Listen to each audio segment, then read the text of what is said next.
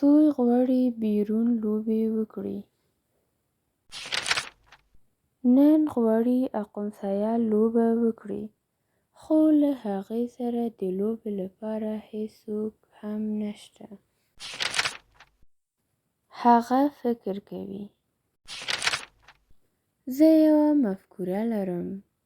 زه به په خپله ګاونډي وزې ته به بلنه ورکړم.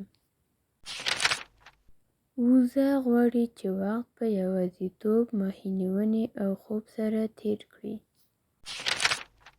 سوی د وزې کور ته ورځي او دروازه یې ټکوي. ټک ټک. سوی غږ کوي، وزې راځه زما سره لوبې وکړه.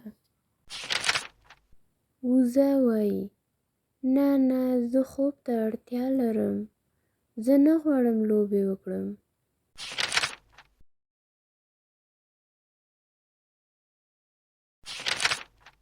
سوی ځواب ورکوي، هیله کوم زما سره لوبې وکړه. دواړه به یو ځای ساتیري وکړو.